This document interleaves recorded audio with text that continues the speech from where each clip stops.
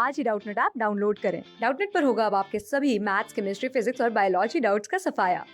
बस अपने क्वेश्चन की फोटो खींचो, उसे क्रॉप करो और तुरंत वीडियो सोल्यूशन पाओ। Download now. हाँ, इस वीडियो में हम अमीनो एसिड्स की जो फिज़िकल प्रॉपर्टीज़ हैं उनके बारे में स्टडी करेंगे कि इनकी फ़िज़िकल प्रॉपर्टीज़ किस टाइप की होती हैं। तो देखिए, जो आपके अमीनो एसिड्स होते हैं ये कलरलेस कंपाउंड्स होते हैं, कलरलेस होते हैं और वाटर सॉल्युबल होते हैं, वाटर में इजीली सॉल्युबलाइज हो जाते हैं। और इनके अगर मेल्टिंग पॉइंट की बात करें तो इनका जो मेल्टिंग पॉइंट है वो क्या होता है, हाई मेल्टिंग पॉइंट होता है। और जो ये आपके अमीनो एसिड्स हैं इनका जो बिहेवियर है वो किस टाइप का होता है, जो हमारे सॉल्ट्स होते हैं जो एनायन और केटायन की फॉर्म में प्रेजेंट होते हैं तो इनका बिहेवियर सॉल्ट की जैसे होता है, ना कि अमीन्स या फिर कार्बोक्सिलिक एसिड के जैसे। अब ऐसा क्यों है? माना कि इनमें अमीन्स और कार्बोक्सिलिक एसिड दोनों ग्रुप्स प्रेजेंट होते हैं बट इनका बिहेवियर आपके सॉल्ट से सिमिलर होता है। बिकॉज देखिए, जो आपके अमीन्स हैं ये कैसा ग्रुप है आपका, बेसिक। और जो कार्बोक्सिलिक एसिड है ये कैसा ग्रुप है आपका, एसिडिक ग्रुप है। तो ये एक ही मॉलिक्यूल में आपका एसिडिक और बेसिक दोनों ग्रुप्स प्रेजेंट हैं, तो इस वजह से इनका बिहेवियर सॉल्ट के जैसा होता है। अगर हम एक्वस सॉल्यूशन की बात करें, एक्वस सॉल्यूशन में क्या होता है आपका कि जो आपके ये अमीनो एसिड्स होते हैं इनमें जो आपका कार्बोक्सिल ग्रुप होता है, दैट मीन्स जो कार्बोक्सिलिक ग्रुप होता है ये क्या कर देता है, अपना एक प्रोटॉन लूज कर देता है और ये क्या बना लेता है, CO नेगेटिव। और जो आपका अमीनो ग्रुप होता है दैट इज NH2, ये एक प्रोटॉन को एक्सेप्ट कर लेता है और ये क्या बनाता है, NH3 पॉजिटिव। तो एक्वस सॉल्यूशन में यहाँ पे क्या प्रेजेंट है, आपकी एक डायपोलर आयन प्रेजेंट हो गई।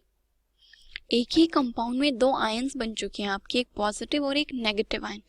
तो जो ये डायपोलर आयन बनती है इसको एक स्पेसिफिक नाम से जानते हैं हम लोग, वो क्या है, ज्विटर आयन के नाम से, ज्विटर आयन। ओके, अब देखिए हम अमीनो एसिड के अगर एक्वस सॉल्यूशन की बात करें तो वो कैसे एग्जिस्ट करते हैं।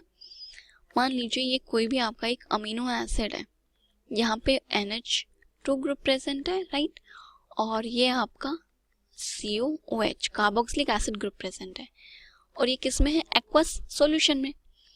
तो एक्वस सॉल्यूशन में क्या होगा, एसिड ने तो अपना प्रोटॉन लूज कर देना है तो ये नेगेटिव चार्ज बनाएगा और NH2 ग्रुप ने प्रोटॉन एक्सेप्ट कर लेगा तो ये बन जाएगा आपका NH3 पॉजिटिव। ठीक है, अब जो आपकी ये होती है अमीनो एसिड्स जो होते हैं ये एम्फोटेरिक बिहेवियर शो करते हैं। बिकॉज देखिए, जो ये आपकी ज्विटर आयन फॉर्म हो गई, अब ये आपके एसिड और बेस दोनों के साथ रिएक्ट करेगी। अब वो कैसे करती है, देखिए ये आपकी ज्विटर आयन फॉर्म हुई है, क्या हुआ, ये ज्विटर आयन।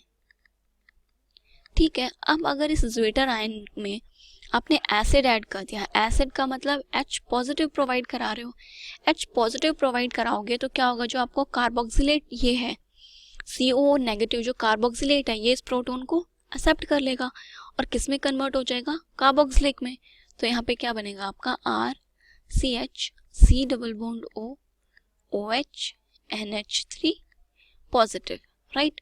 और अगर आप ज्विटर आयन को बेसिक मीडियम प्रोवाइड करा देते हो, बेसिक मीन्स यहाँ पे कोई एनाइन प्रेजेंट है, OH नेगेटिव बेस प्रेजेंट है, तो ये क्या करेगा, इस अमोनिया से प्रोटॉन को अब्स्ट्रैक्ट कर लेगा। जब यहाँ से प्रोटॉन अब्स्ट्रैक्ट करेगा तो यहाँ क्या बनेगा, RCH C double bond O negative और ये हो जाएगा आपका NH2, राइट। तो ये यहाँ पे ये कंपाउंड बन गया। अब वो पॉजिटिवली चार्ज्ड कंपाउंड है और ये कैसा है आपका, नेगेटिवली चार्ज्ड कंपाउंड है। तो जब आपका जो ये सॉल्यूशन है एक्वस सॉल्यूशन में अगर आप एसिड ऐड कर रहे हो, एसिडिक सॉल्यूशन है, तो आपका जो अमीनो एसिड है ये क्या बन रहा है, पॉजिटिवली चार्ज। तो ये आपकी यहाँ पे एक पॉजिटिव आयन बन गई, राइट। और अगर अब इस सॉल्यूशन को मैं किसी भी इसको इलेक्ट्रिक फील्ड में प्रोवाइड करा दी जाए, इसे अगर आप इसे इलेक्ट्रिक फील्ड प्रोवाइड करा दोगे तो जो आपका पॉजिटिव चार्ज है ये किधर मूव करेगा, कैथोड की तरफ, move towards cathode,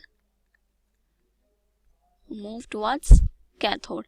because cathode पे आपका क्या होता है, नेगेटिव चार्ज होता है और इस पे क्या है, पॉजिटिव चार्ज, तो ये कैथोड की तरफ मूव करेगा। और अगर आपका जो ये बेसिक सॉल्यूशन है इसको आप लोग इलेक्ट्रिक फील्ड प्रोवाइड करा देते हो आपके इस अल्कलाइन सॉल्यूशन को, तो यहाँ पे तो क्या प्रेजेंट है, नेगेटिव आयन, तो ये किसकी तरफ मूव करेगी, ये भागेगी आपके एनोड की तरफ, बिकॉज एनोड पे क्या है, आपका पॉजिटिव चार्ज प्रेजेंट है, राइट। अब देखिए हमने यहाँ पे बात की किस चीज़ की, ज्वेटर आयन की। तो जो ज्वेटर आयन है कंपाउंड्स की, वो भी एक स्पेसिफिक पीएच पर ही प्रेजेंट होती है, राइट। एक स्पेसिफिक हाइड्रोजन आयन की कंसंट्रेशन होती है जहाँ पर आपकी जो ज्वेटर आयन है या फिर आपकी जो डायपोलर आयन है ये एग्जिस्ट करती है एज अ न्यूट्रल आयन, और ये माइग्रेट नहीं करती ना कैथोड की तरफ ना एनोड की तरफ। तो जो वो स्पेसिफिक पीएच होती है जिस पे आपकी मतलब एक स्पेसिफिक पीएच पे ही आपकी ज्वेटर आयन एग्जिस्ट करती है, अदरवाइज तो थोड़ा सा एसिडिक हो गया तो कैथोड की तरफ भाग रही है, थोड़ा बेसिक हो गया तो वो एनोड की तरफ भाग रही है, राइट। तो वो जो स्पेसिफिक पीएच होती है उस पीएच को हमने एक टर्म दी है जिसे क्या बोलते हैं, isoelectric point. Isoelectric point of amino acid, ठीक है।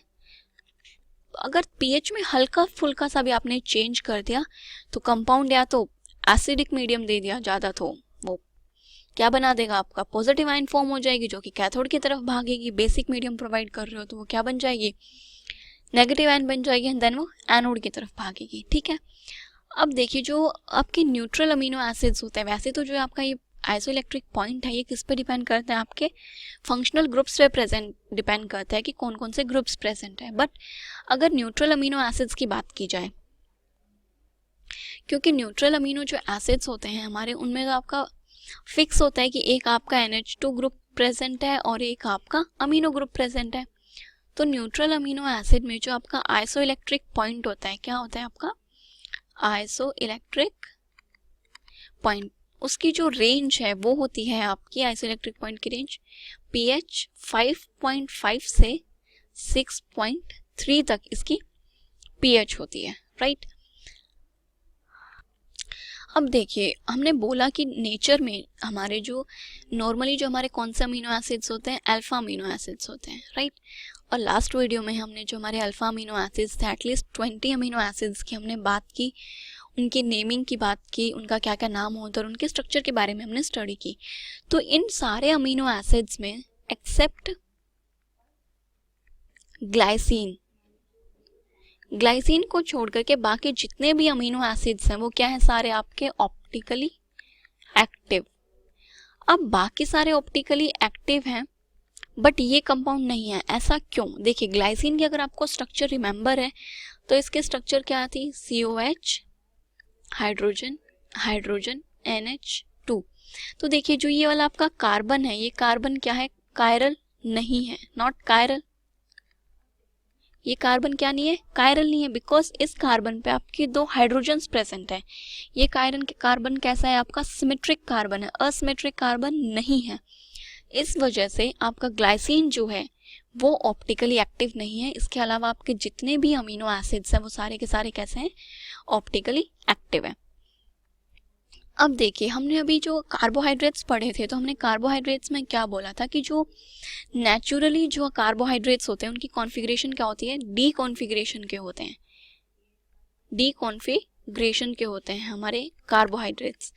अब उसी तरीके से अगर हम अमीनो एसिड्स की बात करें कि जो हमारे अमीनो एसिड्स हैं वो कौन सी कॉन्फ़िगरेशन के होते हैं, नेचुरली जो हमें अमीनो एसिड्स मिलते हैं वो आपके एल कॉन्फ़िगरेशन के होते हैं, L configuration amino acids. Naturally occurring amino acids आपके एल कॉन्फ़िगरेशन के होते हैं, ठीक है। अब देखिए अगर डी और एल की बात की जाए तो जो आपके अमीनो एसिड्स कौन से कॉन्फ़िगरेशन के हैं, एल कॉन्फ़िगरेशन के हैं। अब आपको अमीनो एसिड्स की स्ट्रक्चर जो है, फिशर प्रोजेक्शन जो है वो आप इनका कैसे बनाएंगे अभी वो देखते हैं। देखिए सबसे पहले सबसे ऊपर जो टॉप पे जो आपका ग्रुप आता है वो आपका आता है carboxyl group, that means COOH, okay. अब देखिए जब हमने कार्बोहाइड्रेट्स की बात की थी तो यहाँ पे आपकी डी और एल कॉन्फ़िगरेशन का रेफरेंस हमने किससे लिया था, ग्लिसरल्डिहाइड से। हमने ग्लिसरल्डिहाइड के बेसिस पे आपकी कॉन्फ़िगरेशन की थी। तो वहाँ पे जो आपका OH ग्रुप किस साइड था, अगर आपका OH group right hand side में है तो वो आपकी कॉन्फ़िगरेशन क्या थी, डी कॉन्फ़िगरेशन थी। और वहीं पर अगर आपका OH group left hand side में था तो वो क्या कॉन्फ़िगरेशन थी आपकी, L। बस यही रूल आपको यहाँ फॉलो करना है आपके अमीनो एसिड्स में। वहाँ आपका हाइड्रोक्सिल ग्रुप था, यहाँ पे आपको आपके अमीन ग्रुप के रिस्पेक्ट में बात करनी है। अगर आपका NH2 ग्रुप, ये NH2 हो जाएगा तो इधर क्या आएगा, हाइड्रोजन, और इधर कोई R ग्रुप, राइट। तो ये आपकी कॉन्फ़िगरेशन हो जाएगी एक तो, और दूसरी कॉन्फ़िगरेशन कि आपका NH2 ग्रुप इधर प्रेजेंट है, इधर हाइड्रोजन और ये R ग्रुप। अब यहाँ पे आपका NH2 ग्रुप कौन सी साइड प्रेजेंट है, राइट हैंड साइड की तरफ। तो राइट हैंड साइड है तो ये कौन सी कॉन्फ़िगरेशन होनी चाहिए, डी कॉन्फ़िगरेशन। तो ये तो हो जाएंगे आपके डी अमीनो एसिड, राइट। और जो दूसरा वाला कंपाउंड है इसमें आपका NH2 ग्रुप किधर प्रेजेंट है, लेफ्ट की तरफ, राइट। तो लेफ्ट की तरफ अगर प्रेजेंट है तो ये कौन सा हो जाएंगे आपके L अमीनो एसिड, राइट। तो ये होती है आपकी अमीनो एसिड्स की कॉन्फ़िगरेशन। और मेनली जो हमारे नेचर में या फिर नेचुरली आपको जो अमीनो एसिड्स मिलते हैं वो कौन सी कॉन्फ़िगरेशन के होते हैं, आपके L कॉन्फ़िगरेशन के अमीनो एसिड्स होते हैं जो आपको नेचुरली मिल जाते हैं, ठीक है। तो ये तो थी हमारे अमीनो एसिड्स के कुछ फिजिकल प्रॉपर्टीज। इनके ज्वेटर आयन क्या होती हैं ये आपको पता होना चाहिए, और आइसोइलेक्ट्रिक पॉइंट किसे कहते हैं ये आपको पता होना चाहिए। नेक्स्ट वीडियो में हम इनके केमिकल प्रॉपर्टीज की बात करेंगे कि जो पेप्टाइड्स होते हैं या फिर पॉलीपेप्टाइड्स होते हैं वो क्या होते हैं। क्लास 6 से 12 से लेके नीट, IIT, JEE मेंस और एडवांस के लेवल तक 10 मिलियन से ज्यादा स्टूडेंट्स का भरोसा। आज ही डाउनलोड करें डाउटनेट ऐप या व्हाट्सएप कीजिए अपने डाउट्स 8400 400 400 पर।